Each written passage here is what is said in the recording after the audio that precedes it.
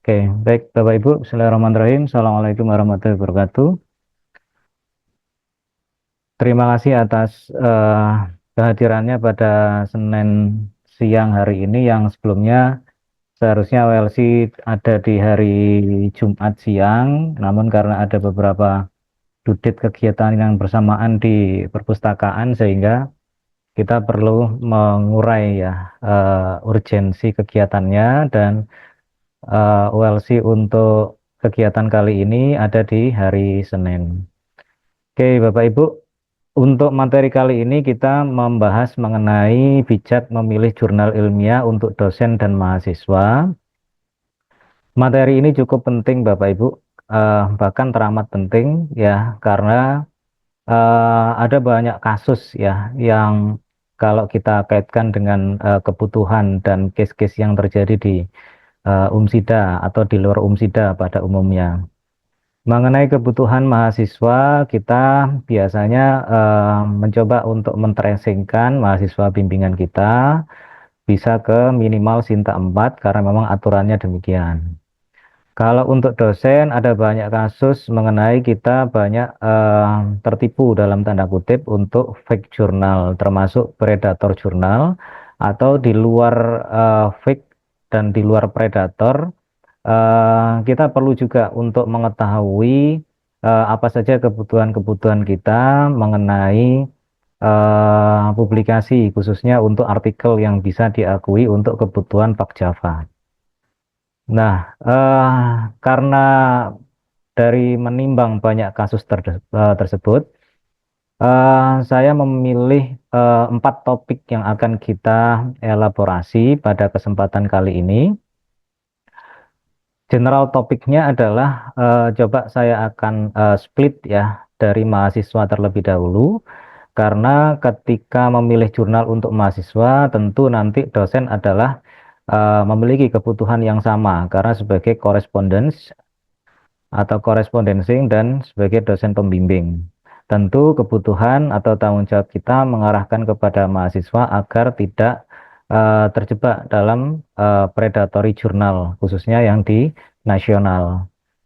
Oleh karenanya nanti akan dibahas ke mahasiswa dulu ya dan akan kita banyak elaborasi untuk Sinta. Kemudian secara spesifik masuk untuk kebutuhan dosen. Nanti saya coba untuk mengelaborasi pada kebutuhan yang terbaru ya untuk permen yang terbaru. Setelah ada transisi dari pedoman Pak Java 2019 suplemen dan seterusnya itu. Kebutuhan mengenai topik-topik itu akan kita split menjadi topik yang pertama adalah kita harus mengenal kebutuhan mahasiswa dan dosen tentunya. Topik yang kedua adalah men-tracing jurnal. Kita menggunakan automatic engine sudah disediakan dan termasuk yang manual. Ya, kita perlu memiliki kompetensi untuk memilih jurnal tidak hanya menggunakan automatic engine karena sifat dari automatic engine adalah dia merupakan hipotesis ya, tidak semuanya benar. Otomatis kebutuhan mengenai dosen juga automatic engine tidak mengenali. Oleh karenanya manual juga akan lebih penting dalam kasus tersebut. Kemudian ada beberapa tipe jurnal yang coba kita klasifikasikan sehingga nanti untuk memudahkan kita, kebutuhan kita, dan seterusnya nantinya. Dan ada kita elaborasi, kita sintesis strategi memilih jurnal untuk dosen dan mahasiswa secara umum. Itu sebagai kesimpulan yang terakhir. Oke, Oke, Bapak Ibu, eh, seperti yang saya sampaikan tadi, kita mengawali dari memilih jurnal untuk kebutuhan mahasiswa. Ya, saya mencoba untuk memampatkan dan nanti men-split kebutuhan khusus untuk dosen karena memang di OLC tidak membedakan untuk kebutuhan dosen dan mahasiswa karena memang harapannya kita sebagai dosen bisa membimbing mahasiswa nantinya untuk memilih jurnal yang baik. Oke, ya. Jadi kebutuhan jurnal bagi mahasiswa memang berkembang di UMSIDA pada saat itu. Dimulai setidaknya di tahun 2020, pada saat itu memang menjadi dibedakan ya antara SK pengganti skripsi dan SK untuk meniadakan ujian skripsi. Itu mulai tahun 2020-an sehingga ada beberapa evaluasi dan yang terakhir adalah di 2023 ya. Untuk pengganti skripsinya tetap ya ada PKM, magang industri dan seterusnya. Secara spesifik biasanya yang populer adalah yang jurnal ilmiah. Nah, kebutuhan jurnal ilmiah pada SK Rektor tersebut mengakomodir pada seluruh kebutuhan mahasiswa. Internal UMSIDA bila memang tidak ingin menggantikan ujiannya, tidak ingin menggantikan publikasinya, ingin tetap ujian, maka bisa hanya pada internal UMSIDA. Bisa nanti difasilitasi oleh Acopen, itu untuk program sarjana S1 atau setara dengan itu. Kemudian untuk JIMS, untuk program sarjana, atau sorry, program pasca sarjana. Ini untuk teman-teman yang biasanya magister. Nah, kemudian di SK tersebut mengakomodir untuk secara khusus di jurnal ilmiah, karena memang kita topiknya adalah di jurnal ilmiah, minimal Sinta 4 untuk program sarjana dan Sinta 2 ya minimal atau Proceeding International Scopus dan atau WOS.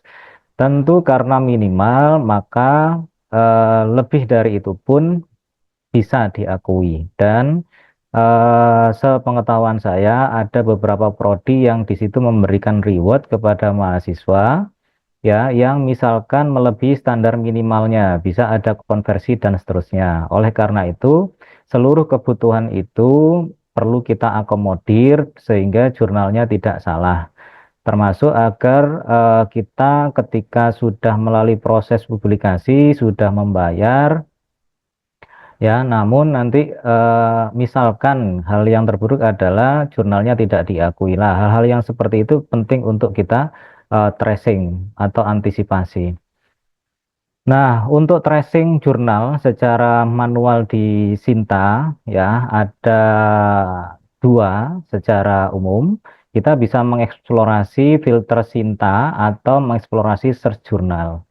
Nah, untuk kali ini coba saya praktekkan, elaborasikan di Sinta ya. Teman-teman mahasiswa secara khusus kita bisa mengelaborasi di Sinta dengan dua cara ya. Yang pertama kita klik source. Nah, kemudian pilih jurnal. Kalau sudah source kemudian jurnal, ada dua tool yang bisa kita manfaatkan. Ya, kita bisa langsung memfilter atau men-search jurnalnya terlebih dahulu. Misalkan kalau kita ingin search jurnalnya terlebih dahulu, perlu diketahui di dalam Sinta ini search jurnalnya adalah by name. Jadi misalkan kita kalau ingin melalui search jurnal ini maka tidak bisa by scope. Ya, kalau ingin by scope ke filter, ya maka ada dua pilihan. Ketika nama jurnalnya adalah sesuai scope, maka dipastikan akan sesuai scope. Ya, tapi kalau untuk scope belum tentu. Nah, coba kita tracingkan. Misalkan kalau di bidang saya search jurnalnya adalah sekolah dasar gitu ya. Nah, tentu yang keluar di sini adalah hanya nama-nama yang eh, ada sekolah dasarnya. Ya, pertanyaannya apakah ada jurnal di luar ini yang sekolah dasar? Ya, tentu ada karena dia tracingnya by name. Ya, nah itu perlu kita ketahui. Misalkan kalau saya ingin ganti menjadi primary gitu ya.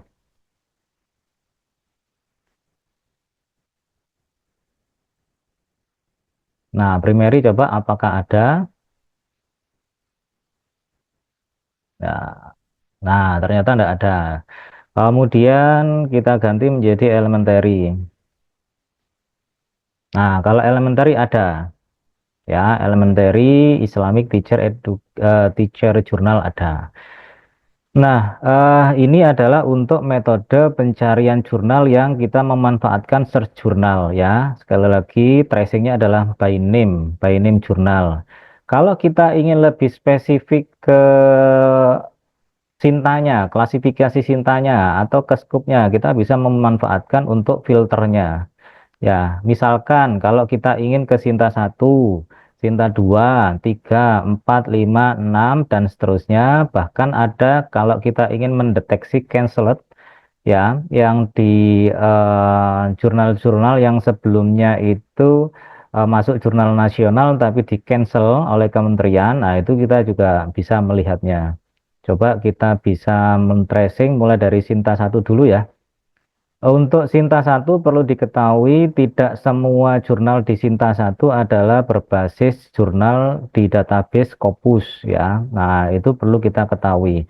Otomatis nanti kita perlu mengetahuinya dari kalau kita ingin ngeklik ya Sinta 1 ya. Kemudian kalau ini kita centang otomatis nanti relasi ya, relasi codingnya kalau di Sinta dia menggunakan relasi konjungsi atau dan Bapak Ibu. Jadi misalkan kalau kita klik Sinta 1 dan Scopus ya berarti dia Sinta 1 dan Scopus gitu ya, bukan atau. Kalau atau kan pilihan sifatnya.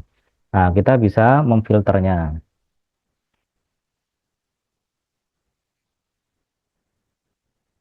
Ya, lemot ini kayaknya.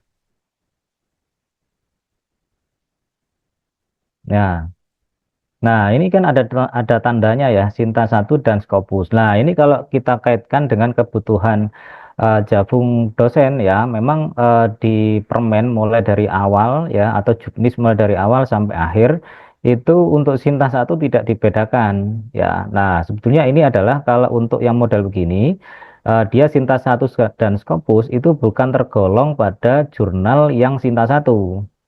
Sinta 1 yang dimaksud dalam pedoman adalah Sinta 1 non Scopus. Ya, karena poin Sinta 1 sama Sinta 2 kan poinnya 25 itu. Setara ya. Kita jangan salah mengklaim nantinya kalau ingin ikut pengajuan Javung untuk kebutuhan kita. Nah, untuk yang Sinta 1 Scopus, kemudian masuk mana? Dia karena indexingnya masuk di Scopus, database-nya masuk di Scopus, maka masuknya adalah jurnal internasional terindeks database reputasi atau Scopus. Kalau di dalam istilahnya disingkat menjadi jurnal internasional. Ya, meskipun nanti bisa di split-split lagi itu. Ya, nah ini bisa kita manfaatkan. Kemudian kalau misalkan kita ingin memfilter lagi, kalau kita lihat di sini itu kan total recordnya adalah 206 karena kita tidak memfilter by scope ya atau by subject area. Kalau kita ingin lebih menspesifikkan lagi, misalkan di bidang saya, nanti kalau ingin teman-teman FAI misalkan ingin lebih ke spesifik religion ya tinggal diklik aja. Kemudian filter jurnal. Nah, ini kan sudah mulai berkurang ya dari yang tadi menjadi 33 record gitu ya. Nah, ini kalau kita perhatikan akan lebih spesifik gitu ya, lebih spesifik ke education, Sinta 1 dan Scopus. Kalau memang misalkan untuk kebutuhan teman-teman S2 ya, nah makanya kalau kita ingin mencari jurnal ya disesuaikan dengan kebutuhannya terlebih dahulu. Sinta 2, nah karena kan tadi minimal Sinta 2 ya kalau jurnal untuk teman-teman pasca ya. Nah kita bisa karena tidak hanya education ya, bisa juga religion kan, papernya atau studi akhirnya, nah itu kan bisa kita klik juga, filter jurnal. Nah, Nah, ini kan bisa kita melihatnya. Ada beberapa pilihan ya. Ada beberapa pilihan yang kita bisa melihat. Jadi lebih sesuai dengan scope ya dan bukan pada tracing search journal by name ya. Kalau tadi yang model pertama adalah by name. Kalau ini adalah by scope dan Sinta. Kemudian Bapak Ibu, kita perlu menspesifikan lagi di slide setelahnya gitu ya untuk ini. Nah, ini penting karena pernah kasus ya, pernah kasus terjadi bahwa ada banyak kasus sebetulnya. Ya, kasus yang pertama adalah mahasiswa hanya men-tracing ya, atau mohon maaf pernah juga ada kejadian untuk Pak Java, men-tracingnya adalah by Sinta, grade Sinta saja, tanpa melihat sertifikat, tanpa juga melihat edaran. Untuk yang pertama, kita perlu mencek masa berlaku jurnal di Sinta, yaitu pada grade jurnal ya. Misalkan, nah kalau misalkan di sini ya kita bisa men-tracingnya. Dia Sinta 2, nah ini Bapak Ibu, sampai 2025.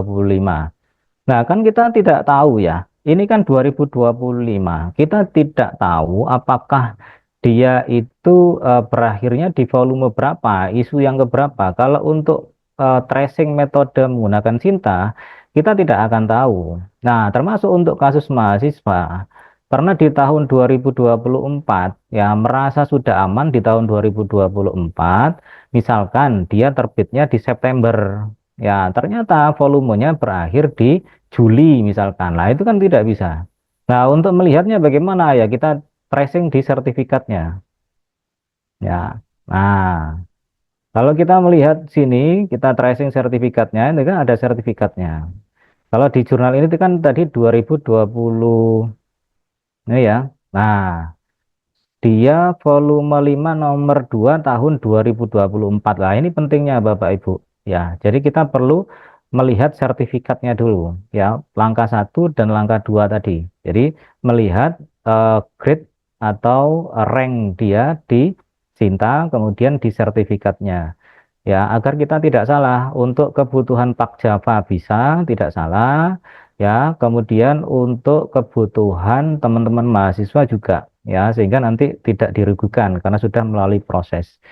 Nah, kemudian ada beberapa kasus juga ya. Ini misalkan ya, ternyata di Sinta itu belum update, di sertifikat belum update karena ada jurnal itu masa berlaku ketika reakredited ya, ketika reakreditasi itu dia akan dinilai atau sedang masa penilaian atau sedang atau sudah melakukan penilaian tapi di Sintanya, di Arjunanya belum update. Nah, itu kita bisa mensiasatinya di cek surat edaran peringkat jurnal nasional. Kita bisa mentranslasinya di Google itu. Ya, meskipun tidak semua pengumuman itu ada, tapi kita bisa minta. Dan kalau misalkan kita ragu, ya kita bisa chat pengelolanya. Kalau disediakan nomor WA ya kita chat, kalau tidak disediakan ya kita email gitu ya. Ya, misalkan dalam kasus yang tadi 2025, ini kita bisa tanyakan, ini sertifikatnya kok belum update misalkan gitu ya, apakah ada perpanjangan untuk masa berlaku jurnal ya, misalkan ini ada cek surat edaran peringkat jurnal nasional di nomor 177 dan seterusnya. Lah itu ada ya, sebelum bulan ini ya, bulan Januari awal itu memang belum update Sinta ya. Nah, berdasarkan surat ini itu list akreditasi jurnalnya sudah keluar, namun di Sintanya belum. Nah, itu terjadi ya, bisa terjadi. Jadi kita perlu aware di kasus-kasus seperti itu ya. Maka yang paling aman adalah cari jurnal yang masa life Sintanya lebih panjang. Jangan mepet-mepet. Misalkan kalau sekarang tahun 2025, jangan cari yang tahun 2025, cari yang 2026 atau 1 tahun setelah tahun sekarang, H plus satunya lah ya, atau tahun ya, sorry, tahun plus satunya lah gitu. Jadi itu akan lebih aman ya. Jadi apa namanya, insya Allah nanti tidak akan salah kalau untuk kita tambahi dengan 1 tahun. Nah, kemudian Bapak Ibu, tipe penerbit nasional dan internasional ini penting ya, penting untuk kita klasifikasikan ya.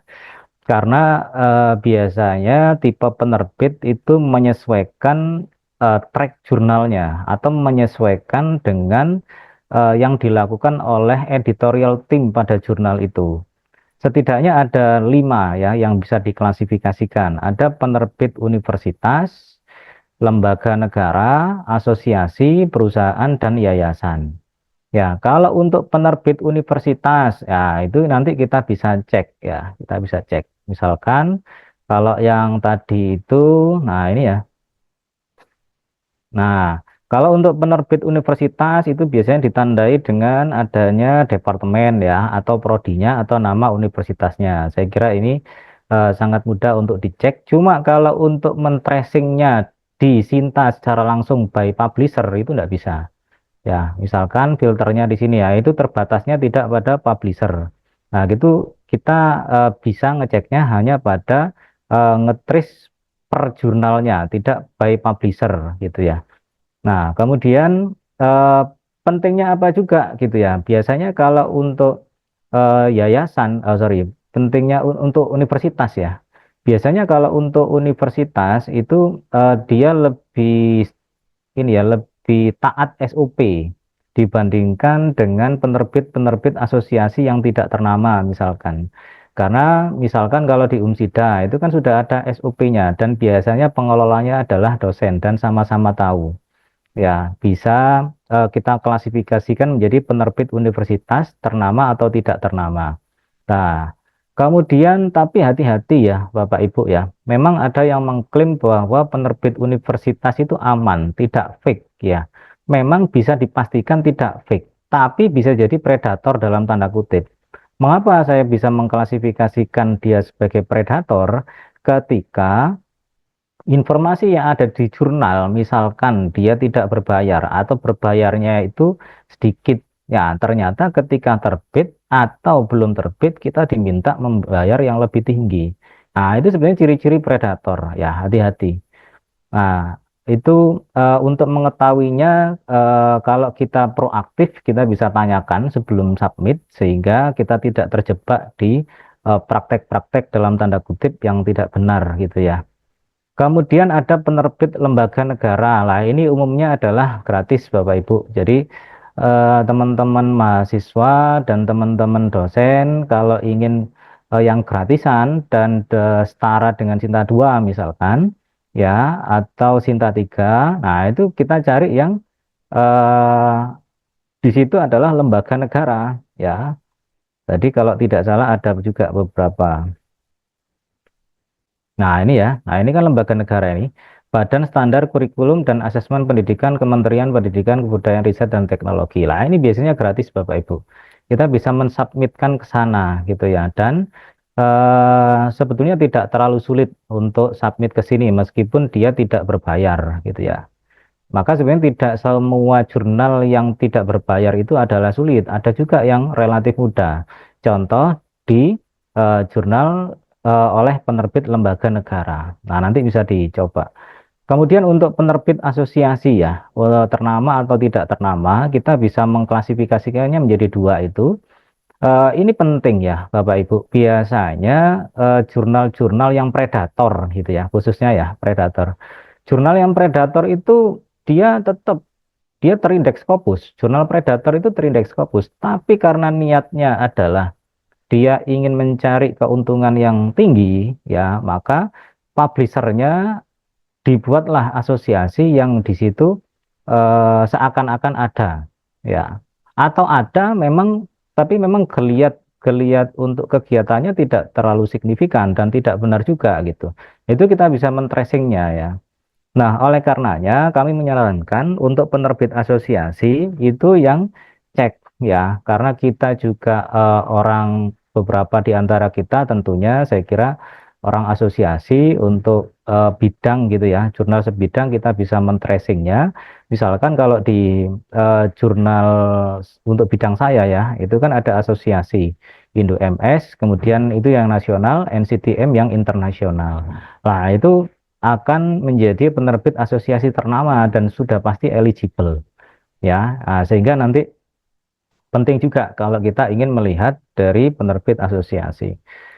Lah, untuk penerbit yang perusahaan Bapak Ibu, apakah perusahaan di Indonesia misalkan sudah banyak yang Sinta 2? Sepengetahuan saya untuk penerbit perusahaan tidak banyak yang Sinta 2 ya, karena memang umumnya perusahaan adalah minta berbayar dan memang tidak fokus ya, tidak fokus di pengelolaan jurnal ya. Tapi berbeda ketika yang internasional ya, itu yang penerbit-penerbit besar misalkan Elsevier, ya, Sage. Nah, itu memang sudah qualified ya, sudah memang menekuni di publikasi khususnya jurnal, termasuk untuk penerbit yayasan. Jadi penting nanti kita bisa mengklasifikasikan ini. Ini kalau kita bisa men-tracing ini, ya tadi caranya adalah satu-satu kita lihat kalau database-nya adalah dari indeks di ini di Sinta ya atau yang nasional, maka kita tinggal cek di Sintanya. Atau kalau misalkan di Scopus ya kita tinggal cek di Scopus source-nya. Nanti pelan-pelan nanti kita akan ke sana. Nah, kemudian lah ini ya, alur submission and review proses ya. Nah, ini penting Bapak Ibu atau teman-teman semuanya ya. Kita jangan terbiasa ya atau berharap agar cepat proses publikasinya. Karena sebetulnya untuk mengetahui jurnal itu baik atau tidak sebenarnya memang paling tepat gitu ya. Kita harus merasakannya sendiri, tapi sebenarnya bisa dideteksi ya.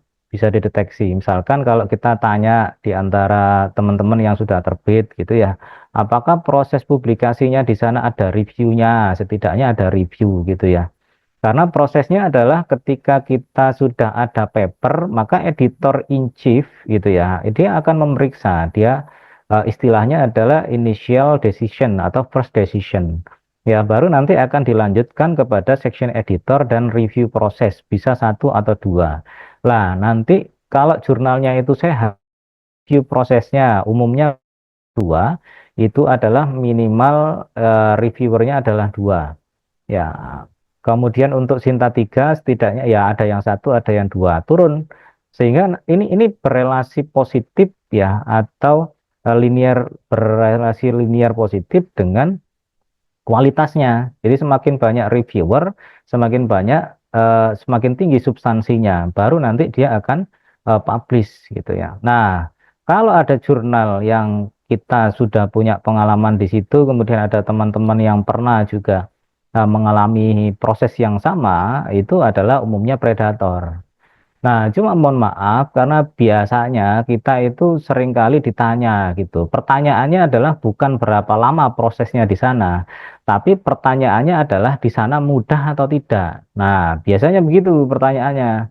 Oleh karenanya, kalau kita tahu tadi, mudah itu berelasi positif dengan semakin sedikitnya reviewer, maka sebetulnya pertanyaan yang kita berikan itu equal dengan kita bertanya, jurnal ini predator atau tidak. Kita berharap dan kita masuk pada jurnal predator dengan pertanyaan itu tadi sebetulnya. Ya, maka apa namanya habit-habit itu perlu kita biasakan ya.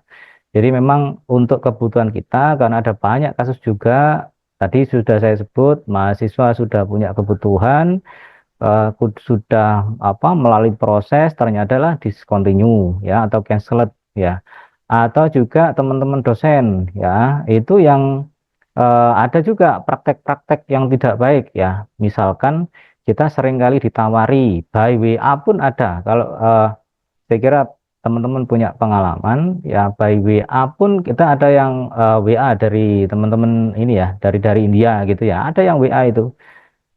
Ada juga yang dari Turki itu juga ada yang WA. Kemudian ada juga yang by email menawarkan termasuk ada WA beruntun ya pernah juga ada yang mengisi position-position di tim autornya dengan membayar sejumlah uang tertentu. Nah, itu sebenarnya praktek-praktek predator yang perlu kita hindari ya.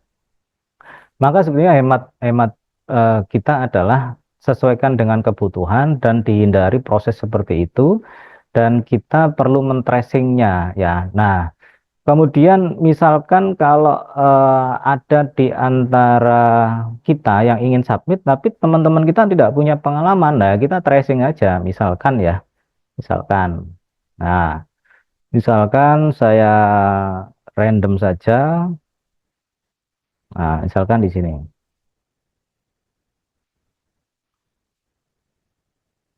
Nah, kita bisa men-tracing Bapak Ibu, apakah dari review awal gitu ya, ketika submit kemudian review awal atau first decision-nya itu berapa lama ya dari submit first decision kemudian first decision ke accepted. Nah, itu berapa lama? Itu sebenarnya kita bisa men-tracingnya juga gitu ya. Nah, itu biasanya ada di eh, papernya. Itu ada informasi itu. Nah, itu bisa kita tracing juga secara manual gitu ya. Misalkan,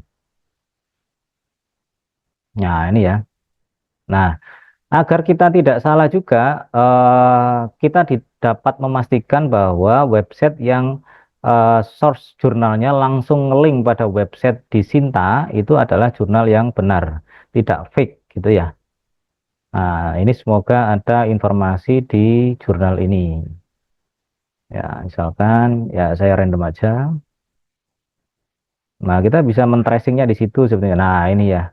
Artikel receive oleh editor ya dari author ke editor ya adalah tanggal 21 bulan 2 2024 dan revisinya adalah 23 bulan 3. Nah, ini kan 1 bulan. Sebenarnya cepat ini.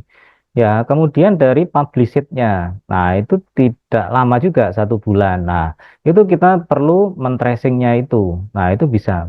Cuma untuk jurnal-jurnal di Indonesia karena biasanya karena ada sosial yang tinggi, itu biasanya juga ada kampus-kampus yang terafiliasi sama, saya tidak menyebut kampusnya, kita tinggal tracing saja. Misalkan di jurnal ini adalah kampus A, kemudian ternyata paper yang kita cek itu adalah afiliasinya adalah afiliasi A juga. Nah, itu kita perlu memilih yang lain. Ya, karena bisa jadi artik yang dari universitas yang sama, institusi yang sama, dia prosesnya akan lebih cepat dan itu pernah terjadi. Ya, maka kalau dalam kasus ini kita bisa mencarinya di luar universitas pada publisher yang kita tracing. Ya, kemudian saya kira cukup untuk yang alur submission and review proses. Nah, kita masuk ke spesifik untuk kebutuhan dosen ya, untuk kebutuhan dosen. Dan untuk teman-teman pasca juga masih dimungkinkan. Teman-teman S1 juga sebetulnya tersirat juga ada concern yang positif ya, yang bisa diambil hikmahnya. Barangkali juga ingin lanjut S2 dan menekuni bidang publikasi. Nah, ini Bapak Ibu, perkembangan kebutuhan jurnal bagi dosen itu mulai dari PU Pak Java 2019 ya, suplemen 2019 dan ada Permen Kemendikbudristek nomor 44 tahun 2024 itu mengenai jenjang karir ya, yang di situ memang masih general ya, termasuk mengatur ya secara umum mengenai syarat khusus dan seterusnya itu. Dan yang berikutnya adalah yang 209 Kemendikbudristek tahun 2024 di nomor 209 dan dilengkapi lagi dengan 384. Nah, sederhananya kita bisa concern di 384. Apa yang diatur di situ? Nah, ini sudah kami analisiskan.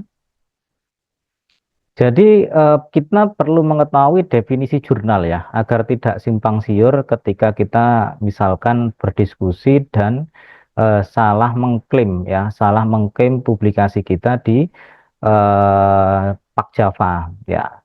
Karena di situ dibedakan ya antara jurnal internasional dengan jurnal internasional bereputasi. Nah, jurnal internasional dengan jurnal internasional bereputasi itu sama-sama terindeks Scopus atau WOS. Ya. Nah, yang membedakan istilah reputasinya adalah pada SJR-nya atau pada jurnal impact faktornya kalau di WOS, kalau di Scopus di SJR.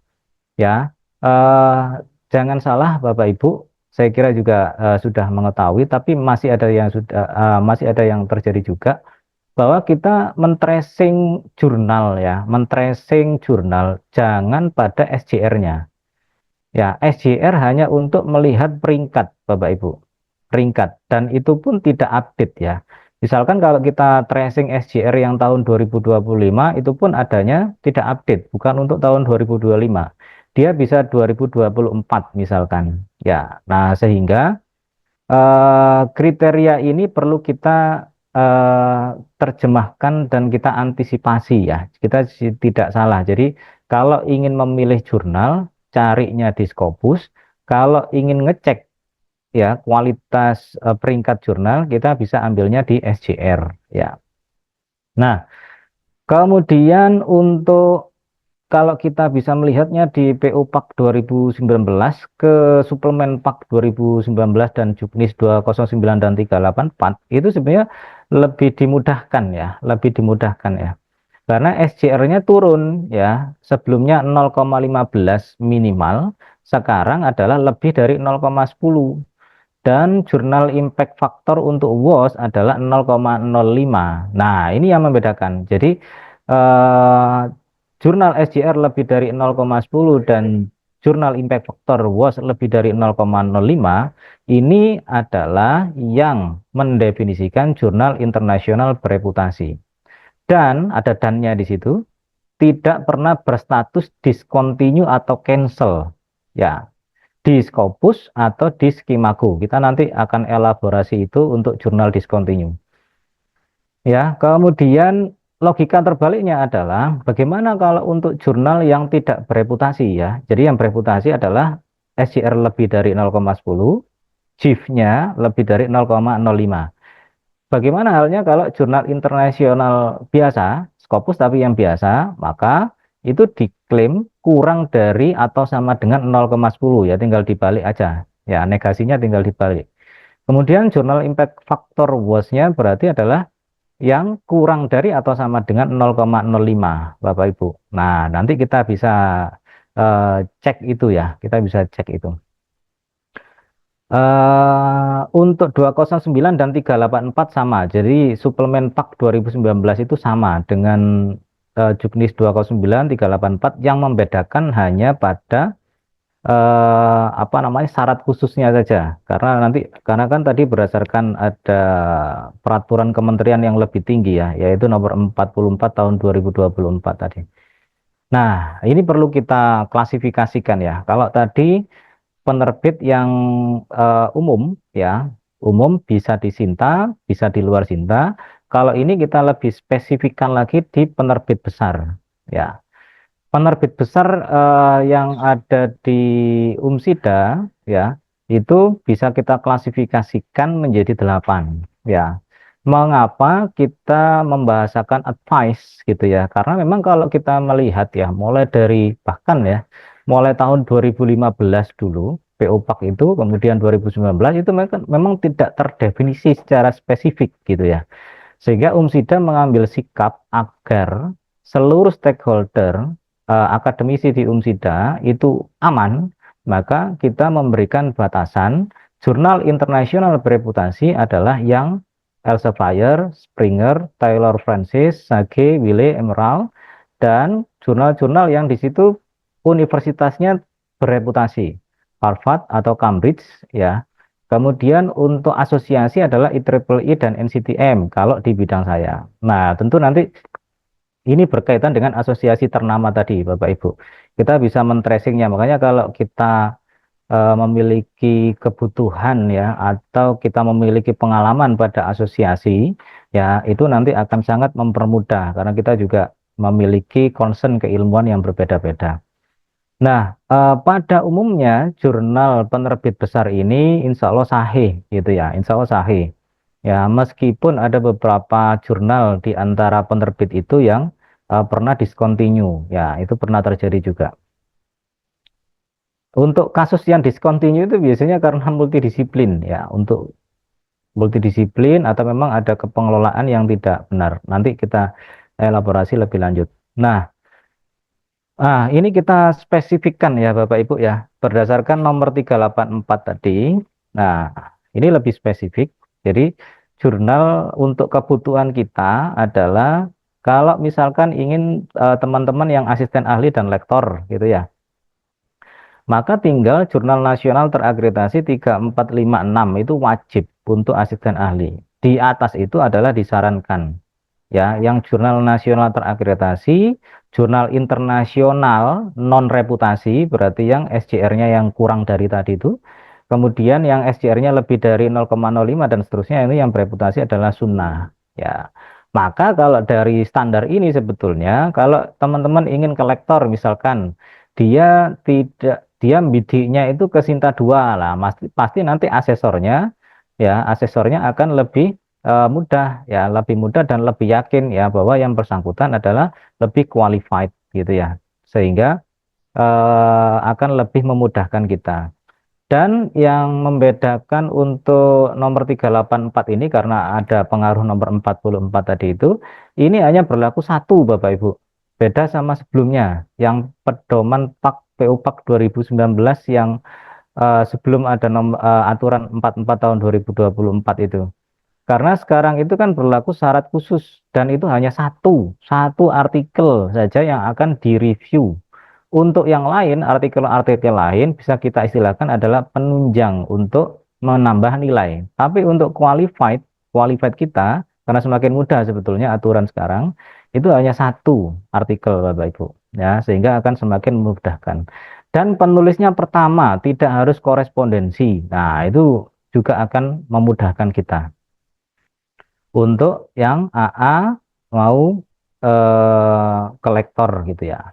Nah, bagaimana halnya dengan lektor kepala? Nah, tentu kalau untuk lektor kepala dibedakan karena sudah ada yang magister atau doktor. Ini sama dengan pedoman PAK yang dulu ya, yang 2019 belum suplemen, itu sama. Bahwa untuk magister ya, karena dia lebih rendah dibandingkan dengan yang doktor, dia butuh jurnal internasional terindeks Scopus. Tidak perlu bereputasi ya, tidak perlu bereputasi ya, jadi SJR-nya kurang dari yang tadi aja, itu sudah cukup. Atau yang dokter dia peringkat 1 atau 2 lah, ini yang kami sampaikan tadi Bapak Ibu ya. Jadi untuk dokter bisa peringkat 1 atau 2, jadi peringkat 1 yang di sini adalah dimaksud adalah non Scopus ya, Sinta 1 yang non Scopus. Kalau yang Scopus berarti adalah wajib untuk yang Sinta 1, yang Scopus wajib untuk yang magister tadi gitu ya. Nah, itu perlu kita klasifikasikan agar kita tidak salah masuk. Nah, untuk GB ini wajib ya, wajib jurnal internasional bereputasi, dan kami menyarankan semuanya adalah sebidang. Misalkan kalau kita sebidangnya adalah di teknologi media atau media teknologi atau keilmuan-keilmuan yang lain, jangan sampai kita masuk di jurnal yang multidisiplin. Jangan juga masuk di jurnal non multidisiplin tapi tidak sebidang ya, meskipun itu tidak tertera ya.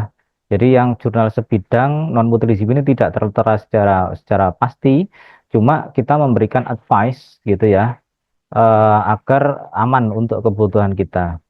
Untuk LK dan GB yang tadi ya, SCR-nya lebih dari 0,10 dan GIF-nya adalah 0,05.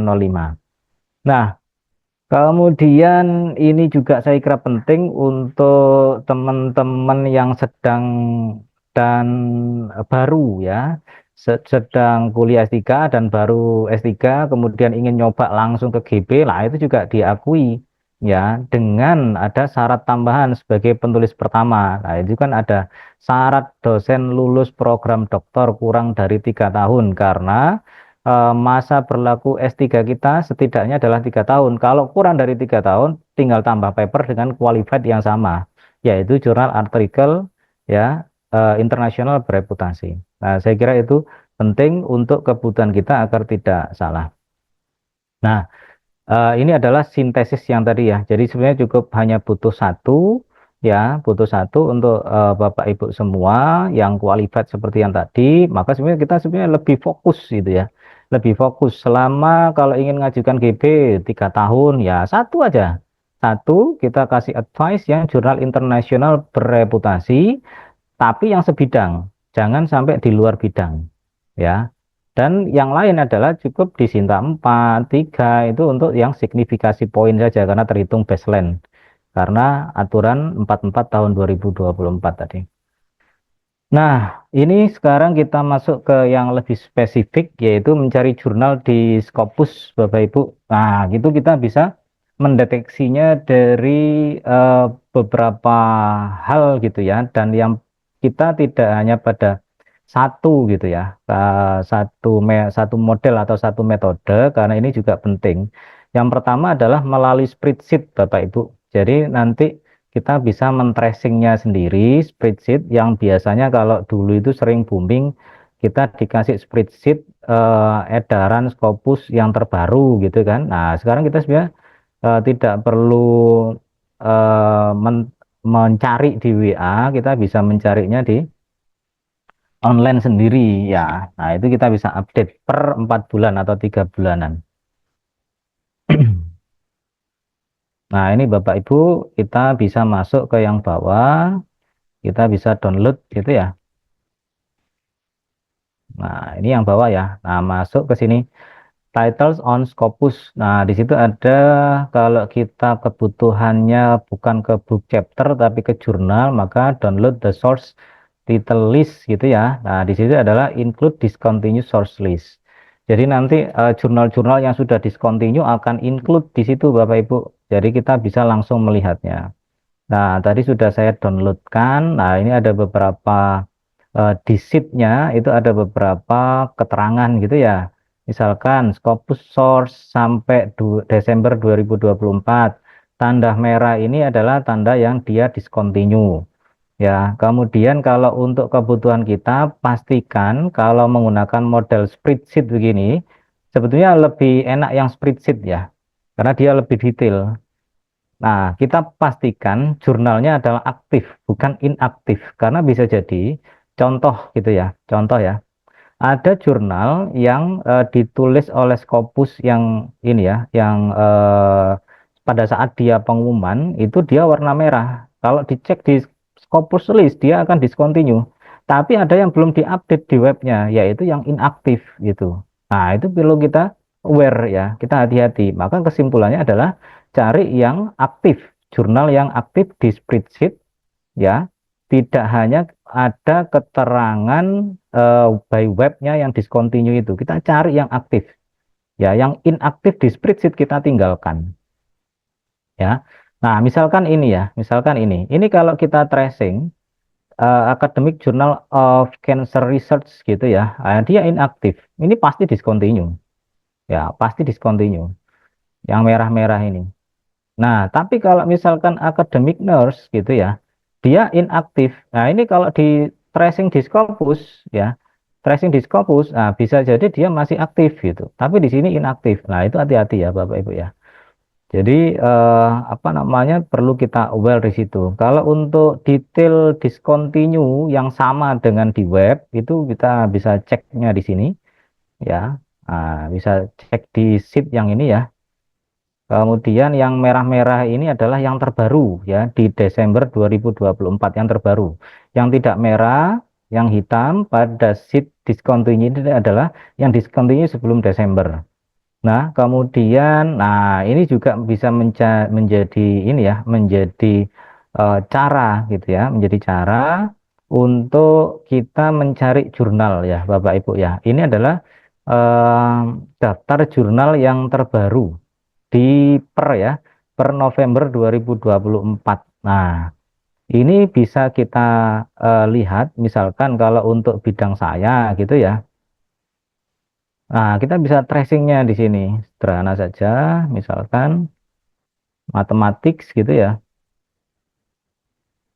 Nah, ini ada beberapa gitu ya. Ada beberapa yang matematik, Jambura, Journal of Biomathematics. Kalau ini sepertinya di murni ya, karena dia ada education. Ya. Nah, artinya ini adalah jurnal-jurnal yang baru. Kalau kita cek di Scopus gitu ya, kita cek di scopus.com-nya belum tentu dia ada ya, karena memang dia masih title-nya yang teraccepted, tapi insya Allah nanti tidak jauh beda dengan ini gitu. Sehingga bisa menjadi strategi juga. Misalkan yang sebelumnya itu kalau di bidang saya pernah ada jurnal pendidikan matematik gitu ya, miliknya Unsri. Nah, itu dia accepted title ya, tapi lama-lama juga akan masuk eh, di webnya juga itu akan bisa dicek gitu ya. Nah, coba kita melihat kasus-kasusnya itu.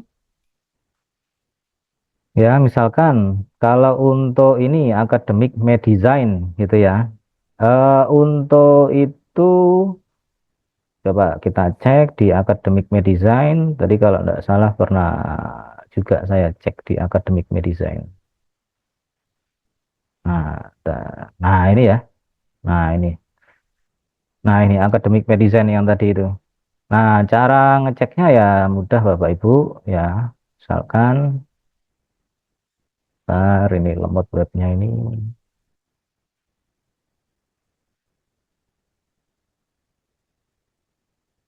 Nah, saya kira sudah banyak yang tahu juga ya.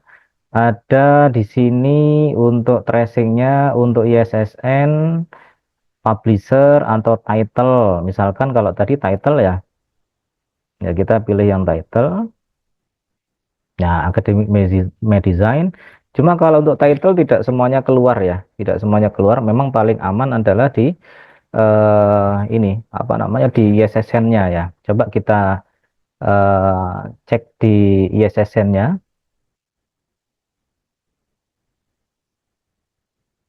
ISSN dari ISSN-nya berapa itu? Ini ya. Nah, Academic Medicine. Nah, bentar Bapak Ibu. Oke, putus-putus. Oke. Ya, ISSN.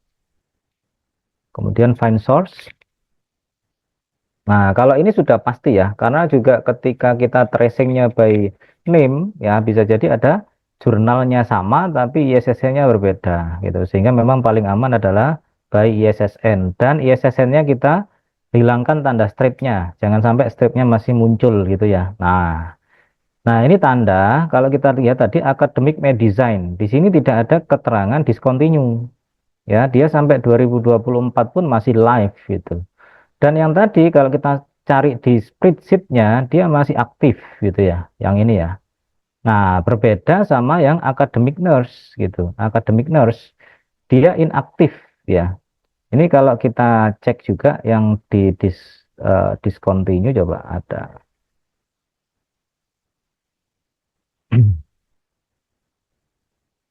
Nah, academic nurse. Nah, yang tadi saya bilang belum tentu update kalau untuk ini karena dia inaktif. Coba kita cek di Scopus-nya. Nah, ini tadi. Ya, sudah saya carikan. Nah, dia coverage discontinue in Scopus Academic Nurse. Ya, ISSN-nya sama. Ya, 10, 62 dan seterusnya ya tadi ya. Academic Nurse. Bentar, oke. Nah, ini ya. 10, 62, 2049. Ya, nah ini. Cuma ada tanda stripnya itu ya. Nah, dia discontinue Bapak Ibu. Makanya metode spreadsheet dengan kalau kita cari di Scopus itu saling melengkapi ya, saling melengkapi. Kita tidak hanya cukup di dua dua apa namanya, tidak hanya cukup di satu ya, di satu metode itu keduanya juga perlu kita cek ya agar semakin detail gitu ya. Oke, Bapak Ibu kita bisa melanjutkan ini. Ya, nah ini mencari jurnal di Scopus tadi sudah saya praktekkan ya. Cuma bisa kita elaborasi lebih lanjut sebetulnya Bapak Ibu kalau misalkan kita ingin men-tracing by keilmuan ya atau by subject. Ya, coba. Nah, ini ya. Jadi masuk di scopus.com, saya ulangi aja. Masuk di scopus.com ya. Kemudian kita bisa masuk di eh course ya, ini yang tadi ya, kita bisa pilih beberapa ya, ada subjek area dan seterusnya. Kalau kita ingin menggunakan tool-tool yang di bawah ini ya, ini juga bisa membantu ya. Misalkan agar nama ini kita filter hanya pada jurnal, ya kita klik jurnal. Kemudian kita ingin khususkan di Q1 misalkan ya. Ya, kita bisa apply ya. Nah, ada 9.136 gitu ya hasil gitu ya hasil hasil pencarian. Nah itu bisa kita lihat ya jurnal-jurnal yang ada di sini. Oke. Nah, ini kalau kita ingin mengelaborasinya berdasarkan filter gitu ya. Kalau ingin kita filterkan yang Q1-nya tidak apa yang kita hapus ya, atau kita fokusnya di Q3 dan Q4 ya, kita tinggal apply saja. Nah, ini nanti akan muncul gitu ya. Akan muncul. Nah, untuk itu sebenarnya bisa kita tracing juga ya. High persentilnya di sini yang tidak sampai melebihi 50% dia adalah Q3. Jadi intervalnya adalah 0 sampai 25%, itu adalah Q4, naik lagi Q3 25% sampai 50%, naik lagi Q2 ya 50 75 sampai 100 ya. Kemudian dari saya kira sudah cukup, kita elaborasi. Kemudian yang ini ya. Nah, nah ini Bapak Ibu. Ini juga saya kira penting ya. Kalau tadi kita menggunakan mencari indexing ya, jurnal yang sesuai dengan bidang kita dan sifatnya umum, tidak pada penerbit besar, kita bisa menggunakan automatic engine yang sudah disediakan oleh penerbit-penerbit besar, Bapak Ibu. Nah, Elsevier, Springer, Tyron Francis sudah menyediakan, cuma ini adalah fokus di jurnal, fokus pada publishernya masing-masing, Bapak Ibu. Jadi ada di Journal Finder, link Springer, oleh Springer, dan seterusnya. Coba kita gunakan ini ya. Nah, ini ya. Nah, di sini ada match my abstract atau search by keyword ya. Tujuan, scope, atau jurnal title, dan seterusnya. Nah, kemudian kalau kita ingin memasukkan, tadi sebentar saya buka paper yang juga sedang dikerjakan. Nah, ini ya. Saya ingin deteksinya by abstrak misalkan ya, tinggal kita cek aja find journal. Nah, bentar. Nah, ini ya.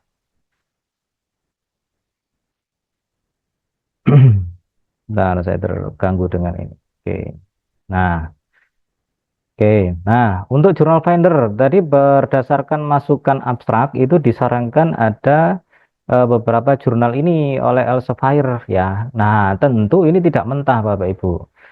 Ya, tidak boleh kita harus langsung ini jurnal yang bisa kita ambil, tidak begitu juga ya. Harus kita telusuri apakah jurnal-jurnal itu adalah setara dengan skopnya gitu ya.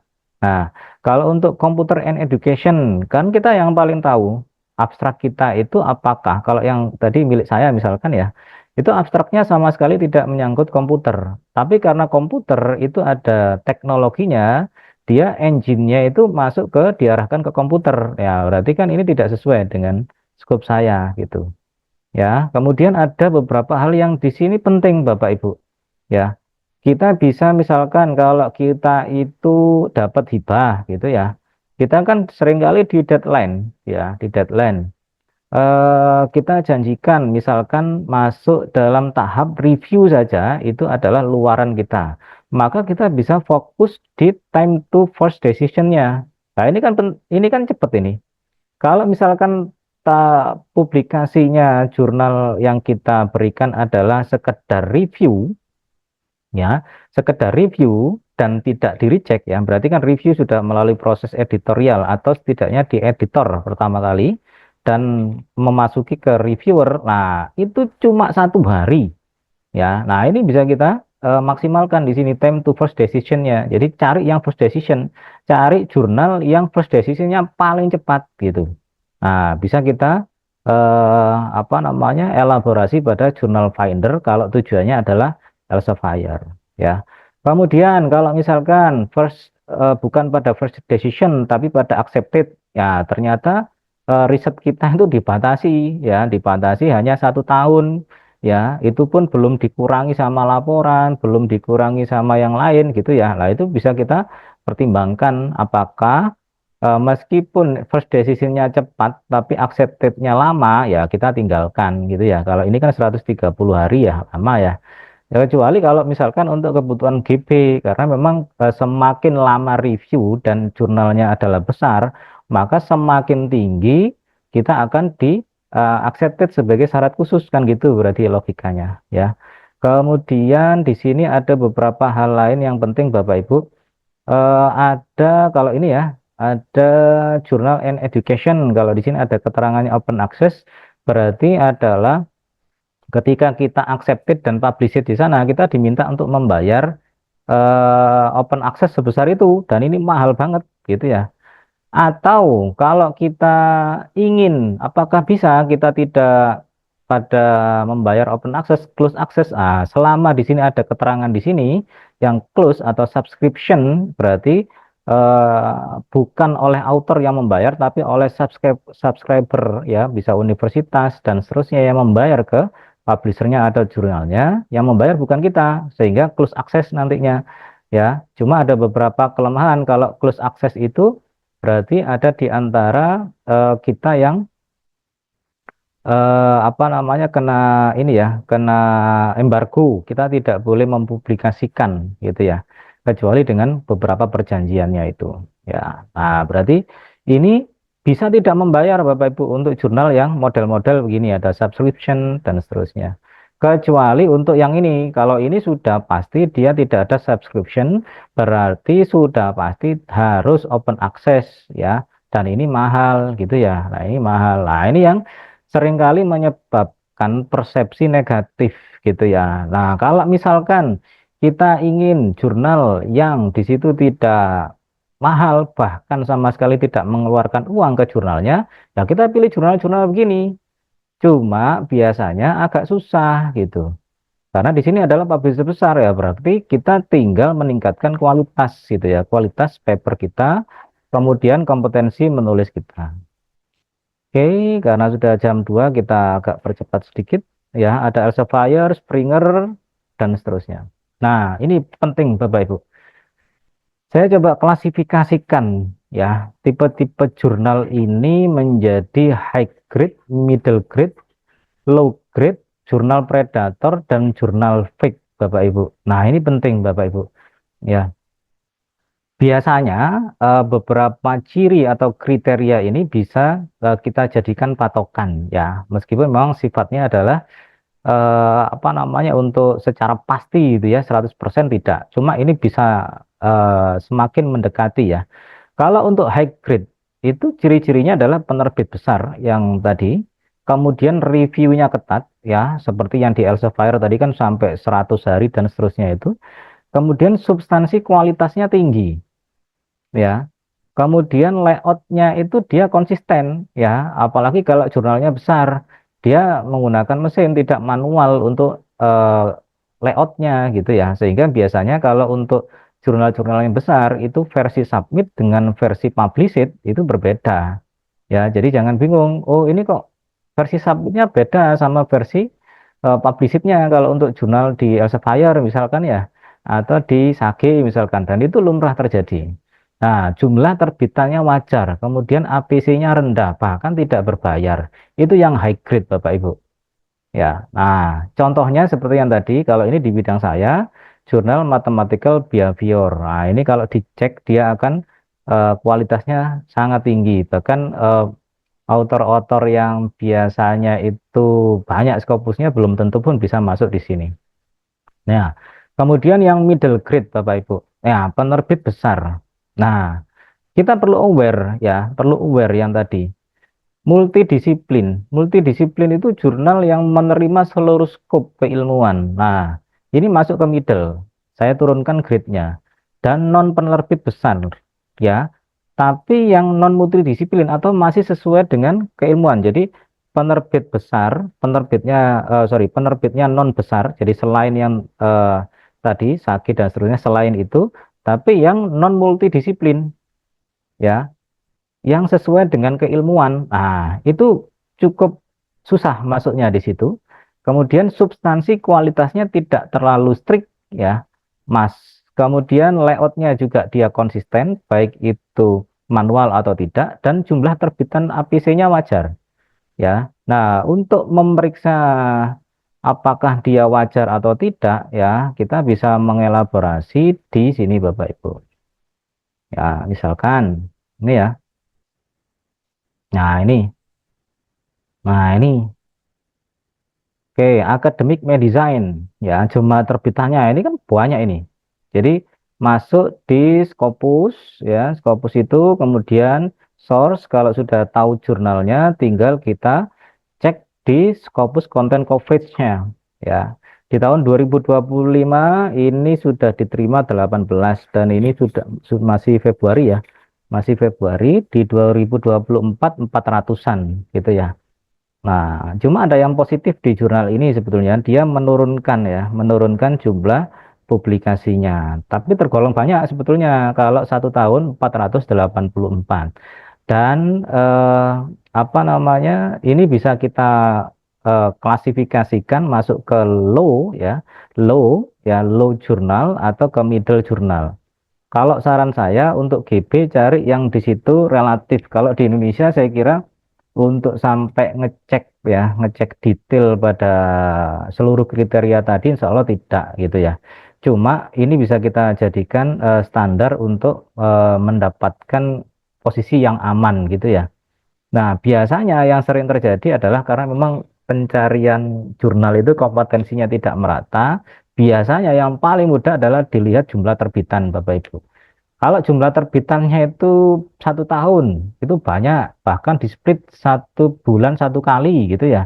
Nah, tentu di situ tidak akan ya atau sangat susah untuk menjadi syarat GB ya. Nah, kemudian kalau untuk contohnya misalkan ini IJC RSEE lah nanti bisa ditelusuri ya. Kalau ini ya, saya buka saja.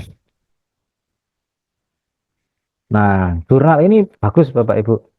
Bagusnya di mana? Kalau di sini itu ada keterangan dia tidak berbayar ya, tidak berbayar. Dan dari yang dia berikan di web dengan yang terjadi itu sama, ya tidak berbeda. Jadi karena bisa berbeda antara di web dengan yang tidak. Kalau berbeda antara web dengan praktek itu pasti predator, ya pasti predator. Ya, kemudian dan ini tidak berbayar Bapak Ibu. Dan di luar publisher besar yang tadi ya. Sehingga middle. Oleh karenanya kalau jurnal yang model begitu, dia non multidisiplin, dia sesuai keilmuan, keilmuan yang tadi ya, engineering atau ke teknologi, misalkan ada teman-teman dosen yang fokusnya di situ, itu bisa masuk. Ya, sehingga bisa middle grade. Nah, jadi untuk masuk ke GP dan seterusnya tidak terlalu ini ya, tidak terlalu membutuhkan uang yang besar. Ya, masuk di middle grade. Kalau kepingin yang mungkin bisa APC-nya lebih tinggi lah, masuk di low grade. Ya, tapi dia dipastikan bukan non penerbit besar, dia multidisiplin atau non multidisiplin. Otomatis dia substansi kualitasnya akan rendah. Ya, layoutnya itu ya tetap konsisten. Kalau untuk layout konsisten, jurnal terbitannya cukup cukup wajar ya, meskipun karena dia di bawah middle, dia mendekati agak banyak gitu ya. Oleh karenanya kalau yang tadi, yang jurnal yang tadi yang kita ini juga sebenarnya dia masuk ke low gitu ya. Low jurnal yang ini ya, academic medicine, dia maksudnya masuk low gitu. Apakah untuk dijadikan GP misalkan atau LK bisa gitu ya. Kalau untuk LK masih mungkin, kalau untuk GP sepertinya agak susah gitu. Maka standarnya kalau untuk teman-teman yang masuk kebutuhan yang high gitu, setidaknya di middle grade jurnal, bukan di low grade jurnal. Dan kalau kita cek ya di tem ini tinggi ya, informasinya itu tinggi, informasi APC-nya tinggi dia. Nah, ada lagi Bapak Ibu, jurnal predator ya. Dia terindeks Scopus ya, terindeks Scopus bukan publisher yang besar, substansi kualitasnya rendah, layoutnya tidak konsisten. Kalau dicek ada di antara volumenya itu yang tidak konsisten. Ya, misalkan jarak antar barisnya, ya paragrafnya itu ada yang tidak konsisten. Dan jumlah terbitannya tidak wajar, tinggi sekali. Bahkan semakin tahun semakin tinggi misalkan. Termasuk jurnal ini adalah yang tadi informasi yang disampaikan dengan prakteknya berbeda. Nah, misalkan kalau kita submit ya, dan ini pernah juga dilakukan oleh editor ini, kita submit terus informasinya ya, saya cek aja ya biar tahu ya. Nanti tinggal dianalogikan dengan kebutuhan kita. Ya, nah ini. Oke, misalkan ini ya. Nah, ini Bapak Ibu. Nah ini ya. Di outer guideline ada informasi ini. Set. The International Journal Instruction. Nah, ini ada kalimat ini. There is no publication fee, main fee, fee policy dan seterusnya. Jadi tidak ada sama sekali membayar. Ya, oke. Nah, jadi sangat meringankan informasinya. Tapi ketika kita submit, kita di email diminta bayar. Bersedia enggak membayar sekian. Nah, gitu. Itu ciri-ciri jurnal predator. Ya, dan memang secara substansi tidak terlalu sulit. Ya, bahkan hanya layout saja yang dipertimbangkan sama dia. Ya. Nah, kemudian hati-hati Bapak Ibu. Nah, ini yang sering kali terjadi. Kalau predator kita bersusah payah membayar uang yang besar, masih berimpact pada kita karena akan menambah paper di Scopus. Ya, termasuk yang belum punya ID Scopus juga akan memiliki ID Scopus. Ya, karena sebelumnya tidak punya paper. Nah, tapi kalau ini yang paling rendah, yaitu jurnal fake, dia palsu atau hijacket.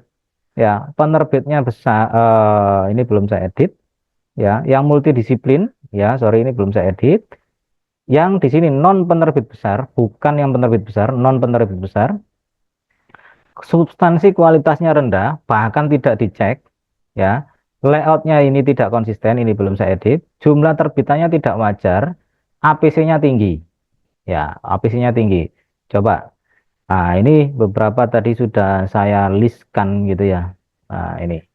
Dan biasanya jurnal-jurnal yang, nah ini kok putus ini.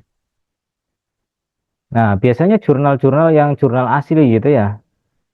Nah, dia akan juga memiliki aware dan merasa dirugikan dengan jurnal-jurnal seperti ini. Nah, ini ya. Dan biasa bisa kita lihat hal seperti itu untuk case-case seperti itu karena kita punya keilmuan masing-masing. Kalau ini kan di pendidikan, evaluasi, termasuk keilmuan saya, kita bisa ngeceknya di announcement. Ya, di announcement IJRE itu ada ini. Ya, ini kan web aslinya, domainnya kan ijre.iae score dan seterusnya ya. Nah, yang membuat fake itu dia ya mirip-mirip aja.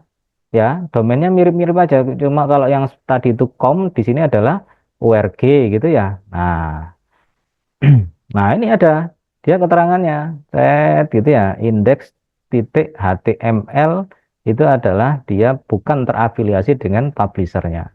Nah, itu sehingga fake ya mirip-mirip aja sehingga banyak yang apa namanya tertipu ya, tertipu dengan itu ya.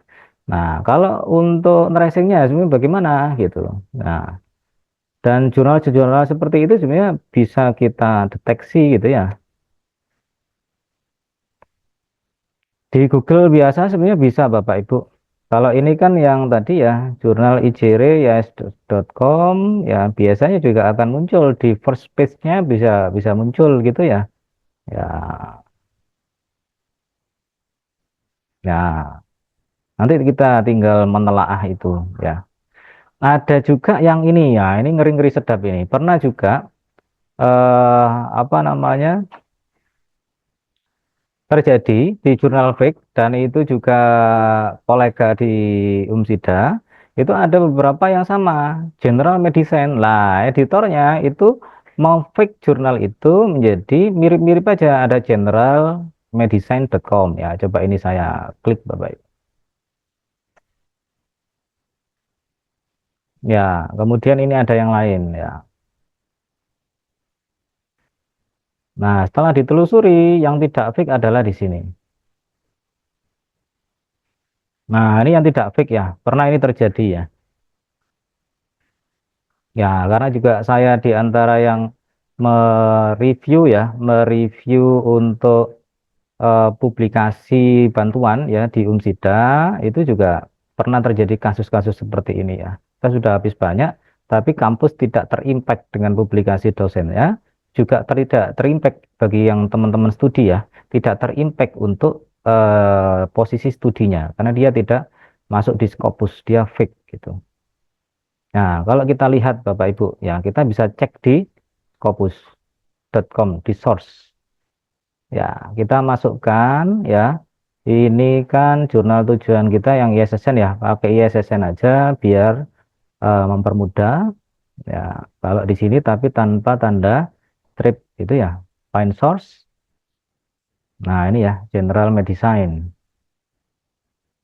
Nah, tadi kan caranya untuk melihat jumlah terbitan di Scopus Content Coverage gitu ya. Nah, ini kalau ini untuk GB pun sebenarnya bisa. Ya, tinggal kita lihat SJR-nya dia. Nah, ini kan lebih dari ketentuan ya. Nah, sudah lebih dari ketentuan. Ya, nah, kemudian, nah di sini kan sedikit terbitannya. Ya, Scopus Content Coverage-nya tidak banyak gitu ya untuk yang diterbitkan. Nah, kita bisa cek di situ. Untuk 2024 saja itu adalah 37 dokumen. Ya, tinggal kita cek aja di arsipnya dia. Ya, ini 2024 ya, bisa kita jumlah atau guessing saja. 1, 2, 3, 4, 5, 6, 7, 8, ya 9, 10, 11 gitu ya. Ya sekitar 10-an ya 2024. Nah, ini juga tidak terlalu banyak ya, mirip-mirip aja yang tadi, bisa jadi kurang dari 10 gitu ya. Kalau kita lihat, nah ini kan kurang dari 10 kelihatan ya. Ya, oke. Nah, itu kan kalau di total ya itu adalah 37 dokumen nantinya kalau yang jurnal asli. Tapi kalau kita ngecek ya, kita ngecek. Nah, ini kan jurnal yang kita duga sebagai fake dia.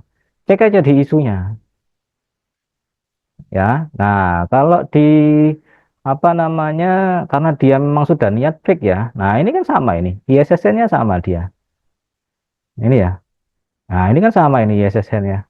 Dan dia sudah niat ini fake ini. Nah, kalau kita lihat di current issue misalkan. Nah, 2024 ya. Ini kalau kita tracing ke bawah, pada umumnya dia jauh lebih tinggi daripada yang tercepted di source asli.scopus.com gitu. Nah, ini kan sudah lebih sebetulnya. Ini di satu platform tadi ya. Nah, kemudian kalau kita ingin melihat, misalkan dalam kasus yang jumlah publikasinya itu sama, sekitar tadi 30-an ya. Ya kita tinggal cek aja. Kalau di scopus.com itu biasanya yang kalau kita langganan Scopus, itu bisa kita langsung cek di sini ya. Tapi kalau misalkan kita ingin ngeceknya itu adalah manual gitu ya, ngeceknya adalah manual karena kita tidak punya Scopus yang berbayar ya, kita tinggal cek aja. Jurnal ini seharusnya di database Scopus 2024 itu sudah masuk, tapi tidak ada. Ya, kita cek aja di papernya ya. Kalau di Scopus yang tidak berbayar itu langsung ngecek paper tidak bisa. Kita cek aja di autornya Rizwan Aziz. Ini harusnya dia sudah punya dokumen Scopus atas nama atas judul ini ya, The Impact dan seterusnya. Coba kita cek gitu ya. Rizwan Aziz itu. Oke. Kemudian kita cek profilnya dia. Masuk enggak itu? Kan gitu. Ya, author source. Nah, itu ya, saya close dulu. Saya close dulu. Oke. Nah, ini tidak saya masukkan di afiliasinya ya. Jadi kalau ingin dicek di afiliasi sebenarnya lebih lebih spesifik ya. Oke, bentar. Ya, oke. Bentar, oke. Nah, ini ya. Rizwan Aziz. Oke, dia kalau ingin cari contoh biar lebih spesifik, Ridwan Aziz adalah University Kotlin ini ya. Nah, coba kita back dulu di sini ya. Oke. Nah, ini kan tidak ada Bapak Ibu. Dia di display 20 dan page-nya hanya satu. Ya, nah, kita bisa ngeklaim ini. University of Kotlin. Misalkan dalam kemungkinan dia si author belum punya pengalaman di Scopus tapi salah memasukkan afiliasi. Kan biasa aja dulu di awal-awal Umsida kan ada yang menerjemahkan afiliasi Umsida. Tidak menggunakan Universitas Muhammadiyah Sidoarjo tapi Universitas of Muhammadiyah dan seterusnya, gitu kan? Nah, kita tinggal cek kata dasarnya. Ini kan nggak ada. Berarti jurnal di sini adalah jurnal yang fake ya untuk terbitan tadi. Nah, kan gitu. Ya, oke, sudah panjang sekali tadi itu. Kalau kita ingin melihat substansi jurnalnya, sebenarnya kita bisa melihat tidaknya di introduction ya. Kita kan yang di WLC sebelumnya, itu ada general background, specific background, dan seterusnya. Kita bisa menelaah itu, apakah jurnal itu memiliki substansi yang baik, kan gitu kan ya. Karena tadi ada kriteria yang grade jurnal tadi ada yang substansi itu. Oke, nah ini tiga hal yang menyebabkan jurnal itu discontinue, Bapak Ibu. Nah, ini juga perlu kita pahamkan, juga perlu kita tahu ya. Barangkali ketika sudah dicek di spreadsheet, kemudian di scopus.com, kemudian dicek di author-author di jurnal yang tadi itu aman semua, ternyata kita perlu spesifikkan lagi. Scopus itu sebelum di list discontinue ada beberapa cara untuk dia bisa di-trace sebagai yang tidak baik. Di antaranya adalah metric and benchmarknya. Ya, misalkan di situ ada beberapa kriteria. Misalkan dia itu self citation rate-nya itu tinggi gitu ya. Nah, jadi jurnal yang memiliki secara substansial dia high grade self citation rate ya. Jadi dia itu secara rata-rata memiliki self citasi yang tinggi. Nah, ini hati-hati. Makanya kalau kita menemui jurnal yang kita diminta untuk mensitasi jurnal itu hati-hati. Ya, itu hati-hati Bapak itu. Jadi itu nanti Scopus ya CSAB-nya itu bisa men-tracing bahwa jurnal itu memang memiliki metode self citation rate gitu ya. Kemudian kalau ingin apa misalkan lolos dari situ ya itu banyak itu cara-caranya. Misalkan total citation rate ya, jurnal yang di situ mendapatkan secara substansial lower number citation. Nah, jadi terlalu tinggi juga salah, ya, terlalu rendah juga salah gitu. Nah, Scopus juga punya metode itu untuk metrik ya. Makanya pernah ya ada beberapa hal yang terjadi di antaranya pengelola-pengelola jurnal yang di luar ya, di luar itu punya grup ya untuk saling meningkatkan citasi ya. Nah, itu pernah pernah juga terjadi. Lah hal seperti itu akan kena metrik jurnalnya. Ya, kemudian ada publication concern Bapak Ibu ya. Jadi jurnal yang di situ memiliki concern yang oleh karena ini ya apa namanya ini ya research community ya jadi ada komunitas peneliti gitu yang di situ biasa misalkan menghubungi Scopus ya atau dia itu biasa juga memberikan komentar di SJR kan ada yang beberapa begitu ya. Nah, itu bisa masuk publication concern ya. Maka saya menyampaikan kita tidak perlu bertanya ke scopus.com secara langsung. Bisa jadi yang kita niatkan submit ke sana ya karena kita bertanya maka atau karena orang lain bertanya bisa jadi juga itu Scopus itu akan men-tracing pada kasus dia itu memang jurnalnya tidak sehat jurnal itu bisa kena discontinue ya kemudian itu yang publication concern ya nah ini radar Bapak Ibu ya. Jadi ada di antara radar itu yang tadi ya, ini mirip-mirip ya, self citation rate-nya, kemudian ada ini ya, ada topik publikasi yang di situ tidak sesuai scope ya, makanya dihindari yang multidisiplin karena memang multidisiplin lebih rentang ya, lebih rentang, termasuk jurnal yang sesuai keilmuan tapi tidak sesuai scope paper-papernya. Nah itu ya. Termasuk di situ adanya diversity ya, diversity di diversity penulis ya. Misalkan ada author yang kecenderungannya di negara tertentu.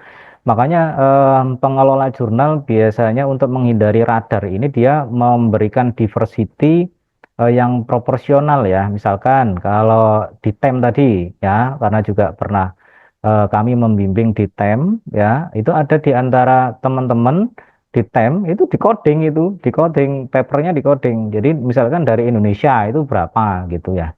Nah, itu untuk mensiasati radar gitu. Nah, hal-hal begitu kita perlu tahu juga Bapak Ibu agar kita aware di situ ya. Artinya dari yang tadi itu kalau kita sudah melakukan yang tadi bisa kita combine dengan kita masuk di SJR kemudian cari di situ ya apa namanya apa yang bisa pernah disampaikan oleh autor-autor sebelumnya. Misalkan kan pernah itu, saya pernah submit di sini tapi kok belum terbit. Nah, kayak gitu-gitu itu ya. Nah, itu kan masuk di publication concern gitu ya. Nah, itu kita perlu aware kalau ada jurnal-jurnal begitu. Oke, kemudian mesin pencari jurnal yang ini masuk di automatic engine ya, tapi di luar publisher besar Bapak Ibu, kita bisa menggunakan beberapa metode ini ya, misalkan ya coba ini.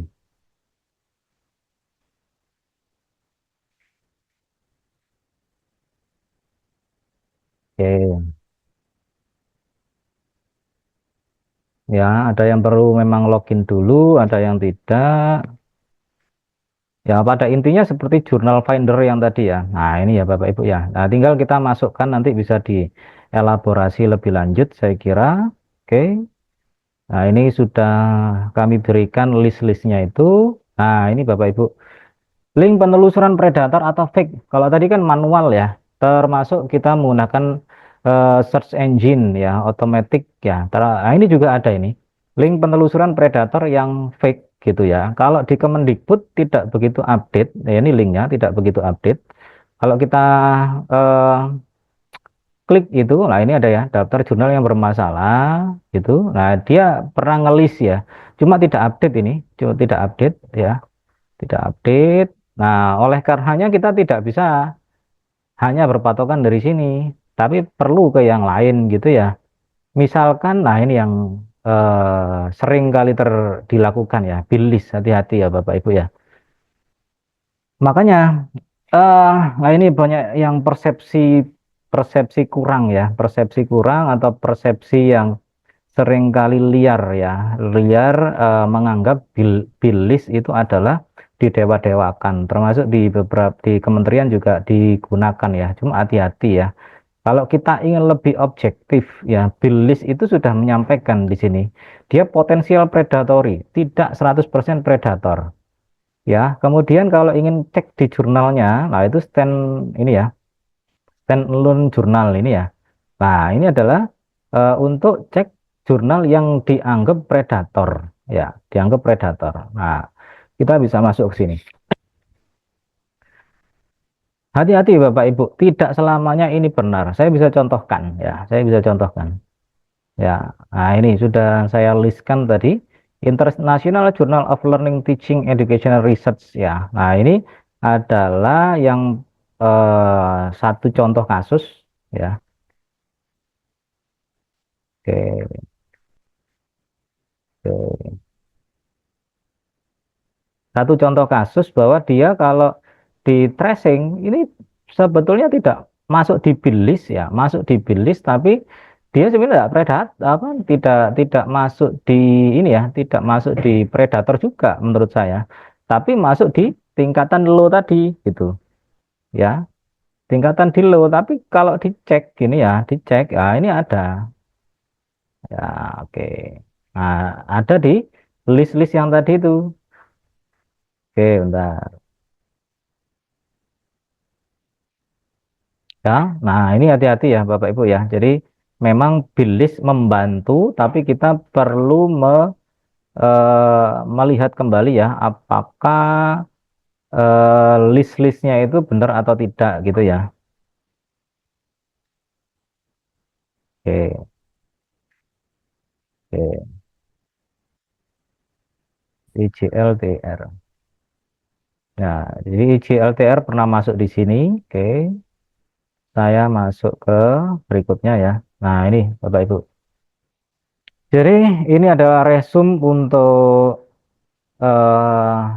OLC yang hari ini ya. Jadi ada di antara beberapa langkah ya. Jadi pastikan Bapak Ibu 6 langkah ini perlu kita akomodir semuanya, kita cekkan agar kita tidak salah dan lebih efisien, efektif dalam melakukan dan mendapatkan kebutuhan yang kita inginkan gitu ya. Yang pertama pastikan kebutuhan Sinta atau SJR atau chiefnya itu sudah tepat gitu ya. Jadi misalkan kalau yang tadi yang lektor kepala ya posisinya doktor maka cukup Sinta 2 dan live life Sintanya adalah +1 ya, dari tahun sekarang +1 tahun gitu ya. Kalau untuk teman-teman mahasiswa juga sama, pastikan Sintanya masih berlaku ya, dan juga sertifikatnya. Untuk yang kebutuhan dosen, SJR dan chiefnya tadi dispesifikkan ya, apakah kita di jurnal internasional yang eh, apa namanya bereputasi atau jurnal internasional biasa ya. Kemudian untuk yang ini sudah pasti kita harus cek masa berlaku jurnal baik itu di Sinta atau di Scopus yang sudah saya praktekkan tadi berdasarkan atau melalui spreadsheet ya, spreadsheet atau web tadi itu. Kemudian yang ketiga adalah periksalah apakah artikel pada 2 terbitan terakhir web live di Scopus ya. Untuk beberapa kasus di poin ketiga ini bisa jadi terbitan terakhir belum live di Scopus ya, karena pernah ada yang tanya ke kami juga itu masih belum masuk ya, karena memang baru beberapa hari ya. Cari terbitan mundur yang terbitan kedua ya, cek di situ apakah artikel oleh autor siapa masuk di Scopus, masuk di tadi ya menggunakan metode affiliation atau search author tadi itu. Kemudian pastikan jurnalnya tidak predator, fake, tidak discontinue dan tidak cancelled. Kita cek ya, kalau di Sinta ya Sinta, kalau yang di Scopus ya Scopus gitu ya. Kemudian untuk cek peluang accepted-nya ya, cek peluang accepted-nya seperti yang tadi kita bisa men-tracing di jurnal apa namanya di papernya tadi atau di web-web yang kita sebutkan tadi. Kemudian exploration, citation dan jumlah terbitan. Nah, untuk ini Bapak Ibu kita bisa men-tracing sebetulnya kalau untuk jumlah terbitannya tinggi, biasanya ya, jumlah terbitannya tinggi, tapi citasinya juga tinggi. Nah, itu biasanya yang jurnal-jurnal open access ya, open access. Nah, kita bisa men-tracingnya sebetulnya. Nah, sebentar saja.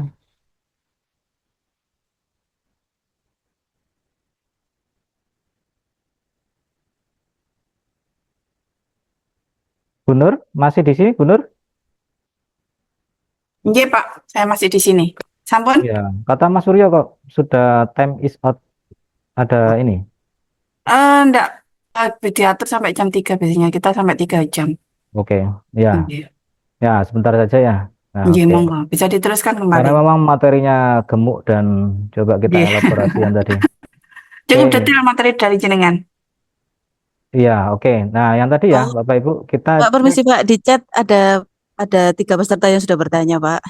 Ya, nanti dilanjutkan dulu materinya sampai selesai, Pak. Enggak, sih, bentar, Nanti. bentar, bentar. Nah, ini kita cek Bapak Ibu. Nah, bisa kita cek chat skornya ya, perbandingan antara jumlah dokumen dengan citasinya ya. Hmm. Nah, jadi kita bisa menggunakan metode yang seperti ini. Ya, kalau ini ingin dokumennya, nah kita cek di sini ya. Nah, kalau ini dokumennya paling kecil, kemudian coba di sort lagi yang paling tinggi, dan ini adalah eh, citationnya adalah tinggi juga. Nah, tadi saya sudah bilang, biasanya yang model-model begini, dokumennya adalah 88.000 dalam 3 tahun ya, dalam 3 tahun, citasinya tinggi, itu biasanya open access. Kalau ditanya apakah mudah di sini, ya mudah. Cuma untuk kebutuhan kita nggak bisa, karena tadi kan lebih strict ya, panduan di Javung yang syarat khusus tadi itu ya, Bapak Ibu. Kemudian kalau kita ingin lebih ke ini kalau JOP ya kan nggak bisa ya. Kalau untuk case yang lain, misalkan citationnya tinggi ya, tapi kebalikannya ya, citationnya tinggi tapi dokumennya tidak terlalu banyak lah, itu yang lebih sulit. Selama dia tidak open access ya, itu tambah sulit lagi. Atau yang open access tapi tidak multidisiplin di luar publisher besar. Nah, itu yang bisa kita masukkan di GB juga atau di LK juga misalkan kalau untuk kebutuhan kita. Oke, kemudian ya, nah ini Bapak Ibu yang keenam adalah setidaknya kita cari jurnal yang minimal low grade, jangan di bawahnya, karena di bawahnya sudah predator. Kalau punya uang yang banyak ya masuk di low grade-nya tadi. Kalau ingin yang kualitas gitu ya, uangnya tidak terlalu banyak, tapi publishernya itu yang middle-middle ya masuk di middle grade. Ya, saya kira itu Cukup dari saya sudah panjang 1,5 jam lebih gitu ya. Saya kembalikan ke Bu Nur, monggo Bu Nur. Eh, Demikian Bapak Ibu, eh, materi yang telah disampaikan oleh Bapak Faisal. Jadi itu cukup banyak dijelaskan materi mengenai mulai dasar strategi pencarian jurnal, terus kemudian juga bagaimana cara memilah jurnal, termasuk dengan proses klasifikasi jurnal itu mulai dari jurnal bereputasi biasa hingga kemudian bagaimana memastikan bahwa jurnal itu termasuk jurnal predator atau fake jurnal. Demikian, ini ada beberapa pertanyaan ya Pak Faisal dari beberapa teman. Ah, ini ada yang tanya, untuk akun Scopus itu apakah UMSI sudah punya nggih akun Scopus berlisensi? Mungkin ini bisa dijawab oleh Pak Dika nggih. Ya. Terus pertanyaan lanjutannya ini Kalau ada, tidak ada Bu, jadi nggih, kalau sifatnya di apa pertanyaan seperti itu kan berarti kaitannya kerjasama ya, berarti nggih, kerjasama UMSIDA bukan pada person by person. mm-mm, Perpustakaan juga sudah bekerja sama dengan beberapa perguruan tinggi khususnya PTMA untuk bisa mengakses ini ya. Cuma kalau kita ingin di luar yang berbayar tadi sebenarnya metodenya juga bisa masuk ya. Kita cari mm, jurnalnya, kemudian cari terbitan di paper di terbitan jurnal itu, kemudian masuk di eh, apa namanya autor gitu ya. Autornya itu masuk enggak itu apa namanya papernya ya gitu aja sebenarnya tidak perlu berbayar. Ya kecuali kalau kita ingin metode-metode yang lain. Tapi kalau sekedar tracing tadi tidak perlu berbayar enggak apa-apa. ya ini mungkin maksudnya ibunya, jadi Bu Anis ya, Bu Dokter Gigi Anis ini Ya, menanyakan, kalau apa Om sudah berlangganan akun Scopus yang berlisensi itu kan nanti kemudian beliaunya kan bisa langsung ini kan ya, mendapatkan akun yang digunakan untuk mengirim naskah jurnal yang mau terbitkan kan. Jadinya biasanya kalau kita sudah berlangganan gitu dari pihak dari pihak kita sendiri biasanya tidak perlu, dari pihak ini ya masing-masing dosennya tidak perlu kemudian membayar ulang untuk naskah yang ingin diterbitkan di jurnal yang bersangkutan. Mungkin itu ya, Bu. Tapi setahu saya memang Umsida kita sudah berlangganan beberapa jurnal bereputasi, cuman memang poinnya lebih ke eh, untuk penggunaan di dalam sendiri sih. Lebih untuk penggunaan apa untuk membaca jurnal sendiri. Tapi kalau untuk digunakan mungkin digunakan untuk menulis saya kurang tahu nih. Mungkin bisa ditanyakan oleh Pak Dika, apa ditanyakan langsung ke Pak Dika. ya kalau untuk menulis tidak ada relasinya Bu. Jadi memang kan Iya. ada open access sama close access ya. Kalau yang apa namanya close access itu kan berbayar dari subscribernya. Ya, Iya. termasuk yang berlangganan itu sehingga dibayar dari situ. Tapi kalau untuk autor tidak ada relasi. Iya. Jadi jurnalnya berbayar atau tidak berbayar ya tetap aja sesuai dengan author guideline-nya. Hmm. Mungkin ada lagi benar? Oke.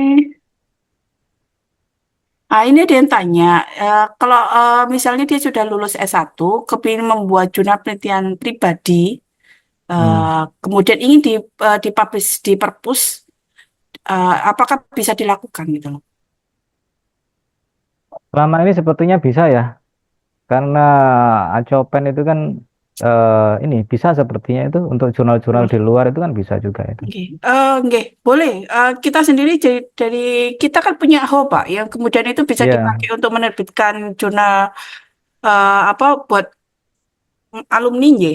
Jadi kalau Akopen biasanya kan dipakai untuk para siswa kita itu kan untuk iya, menerbitkan jurnal. ya ada Tapi sendiri kalau itu. alumni atau mungkin mahasiswa apa atau dari pihak pengguna luar itu bisa mungkin dikirimkan di Ya, how.ac.id itu.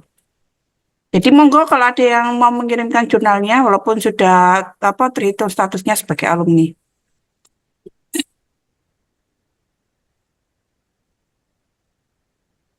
ya mungkin ada lagi yang ditanyakan, Bu Nur mohon dibantu untuk Oke. menguraikan.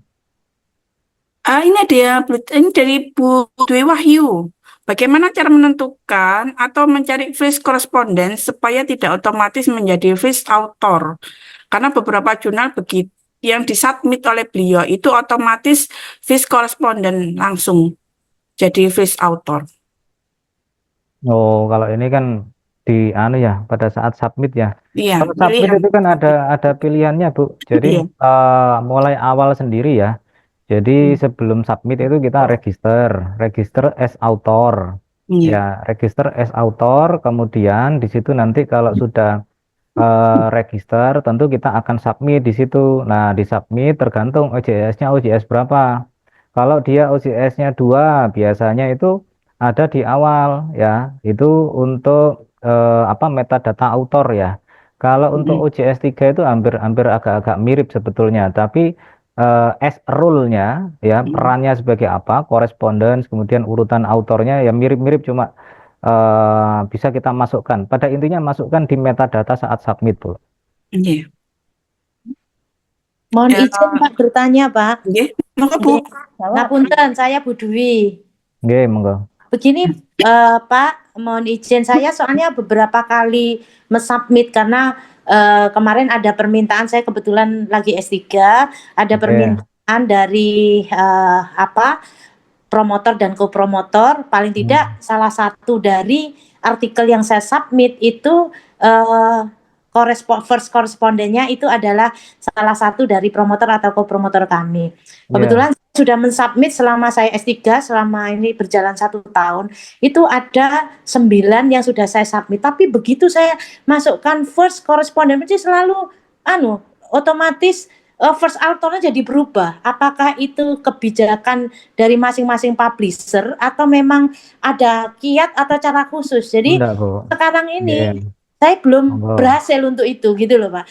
Untuk aturannya sudah saya ikuti sih, cuman kok saya mesti selalu begitu mau saya submit deh otomatis first correspondent menjadi first author begitu. Terima kasih Pak.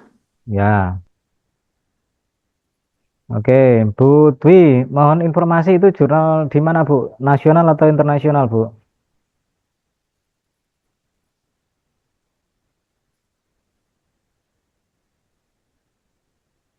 Bu Dwi? Ya. Nah, ini yang saya maksud tadi ya, sudah saya share screen ya, Bu ya. Nah, rule-nya kita bisa ngubah, Bu. Kalau ini kan UJS 3 ya. Nah, ini nanti primary kontaknya bisa kita atur di sini pada saat submit. Kalau ini kan sudah submit ya. Jadi ini kasus juga ya, penulis pertamanya tidak sebagai penulis korespondensi. Artinya penulis 2, 3 dan seterusnya diatur menjadi penulis korespondensi itu bisa pada saat submit Oh itu. iya. Gitu ya. Mungkin untuk berikutnya bisa menghubungi Perpus pada saat mau submit, Bu. Jadi insya Allah nanti bisa di guide gitu ya, biar Oh, sama Pak Dika sesuai ya dengan. Pak. Oke, monggo Perpus Oke. bisa ke Pak Dika yang bidangnya publikasi ya.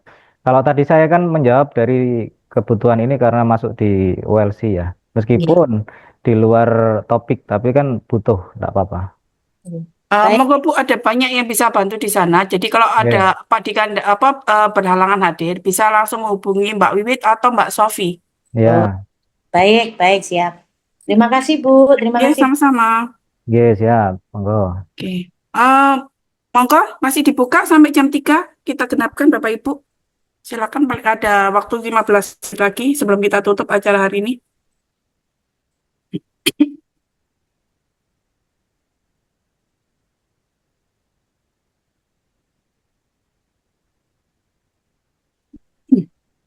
Sebelumnya saya juga ingin memberitahukan bahwa presensi pada OLC hari ini telah kami edarkan di chat.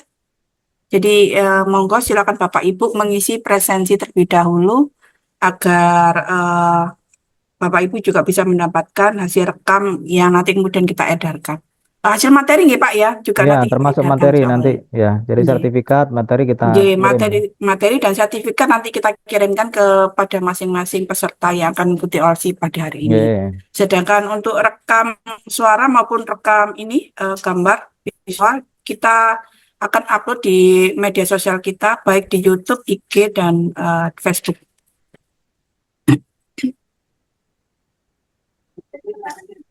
oke.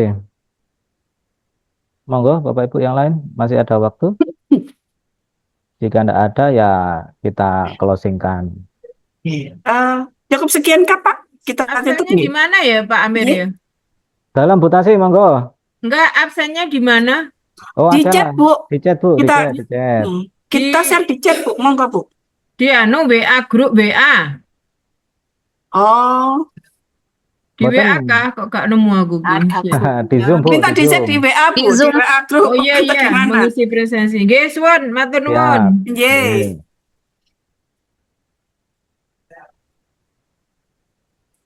Monggo kita kasih waktu 5 menit lagi ya Pak ya untuk menunggu Bapak Ibu juga bisa Oke, mengisi monggo. presensi terlebih dahulu sebelum kita tutup acara pada hari ini.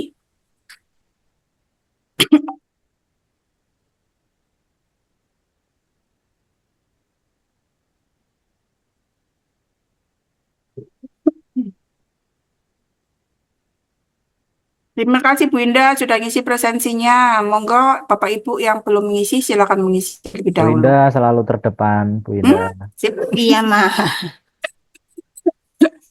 Memakai moto Yamaha.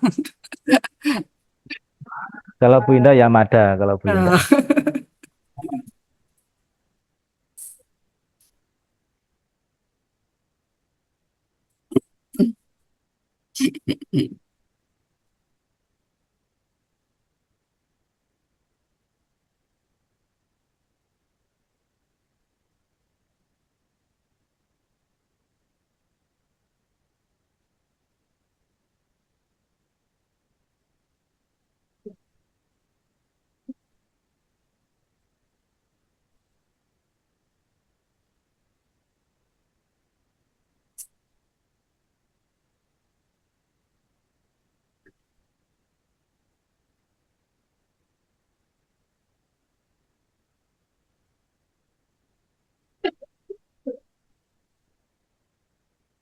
Mungkin tidak ada lagi, nggih.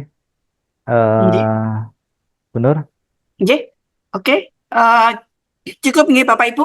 Ya. Oke, terima kasih banyak untuk materinya kali ini Pak Faisal. Maaf Bu. Nggih, nggih Bu. Untuk, Bu Novita. sertifikatnya itu apa nanti bisa dikirim ke grup mawon nggih? Soalnya email saya nggak bisa dibuka. Oh, di grup apa Danesia atau pripun? Nggih, atau via DM monggo. Soalnya email saya lagi error nggih. Betul Oh, saged gitu, dibuka apa bisa Ah, Bu Novita, nggih. atau mungkin bisa mengirim chat lewat ini Bu ya, yang apa WA admin yang sudah kita kirimkan Ibu. Nanti bisa monggo. Oh nggih. Bu Nanti- Novita sudah tahu nomor WA admin kita? Nggih. Yang Pak Sinten kemauan nggih, yang apa waktu itu ada di apa banner apa flyernya nggih. Iya, ada di flyer itu bisa dihubungi. Iya, Itu siap, admin siap. perpustakaan. Monggo jadi nanti bisa Iya. dihubungi dengan Mbak Anita nanti ya akan kemudian. Nggih. Bisa Iya, WA saya, Dok. Enggak apa-apa, Dok. Nanti kalau sudah dibagi, nanti saya coba bagikan. Spesial Oke. tuh, Dokter. Nggih, baik, matur nuwun Pak. Nggih, monggo. Assalamualaikum. Salam. Ada lagi Bapak Ibu mungkin yang ada unek-unek yang mungkin mau disampaikan sebelum kita tutup acara pada hari ini?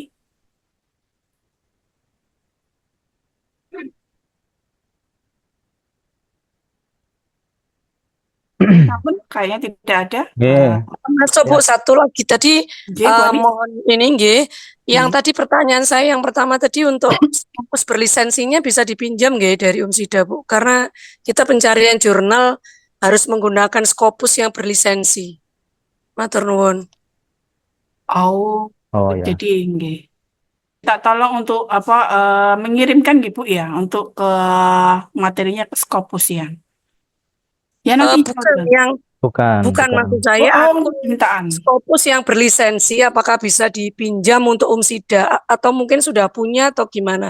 Karena selama ini saya mengikuti pelatihan di rumah Scopus itu selalu memakai Scopus yang berlisensi yang milik universitas ini gitu loh, maksudnya kayak UGM, UNER Oke. gitu itu. Oh, iya, Nah iya. itu apakah Umsida kalau sudah punya bisa dipinjam ngatan maksud saya, atau mungkin kita harus mengeluarkan biaya nggak masalah, yang penting Nggih. ada yang Scopus berlisensinya itu yang penting, karena tanpa itu kita tidak Tidak bisa bisa. menjelajah jurnal sampai detail. Nggih, matur nuwun.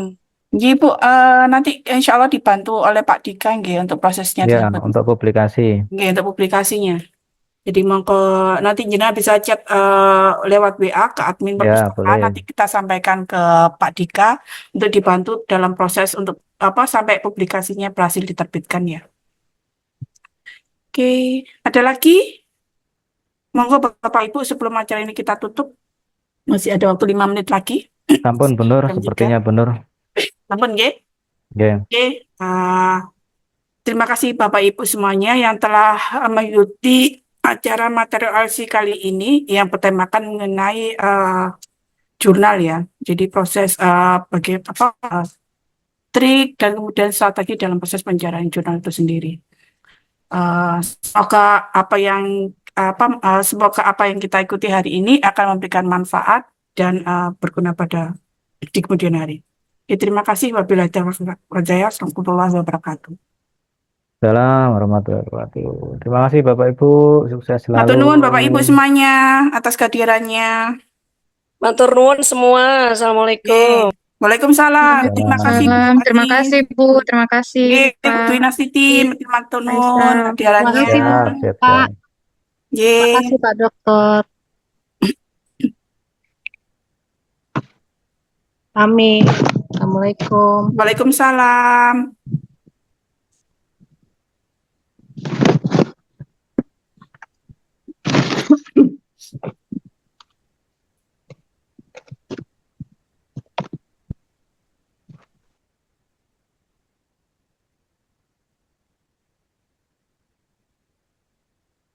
Pak Faisal nanti minta ini ya materinya Oh, nggih. nggih, saya kirim nanti, Bu. Oke. Terima kasih banyak Pak. Siap, siap. Nggih, Pun, matur nuwun. Saya Alif nggih, Bu. Matur nuwun, Bu Nur. Terima Nggih, kasih. sama-sama. Monggo Bapak. Nggih, semuanya. Assalamualaikum. Terima kasih banyak.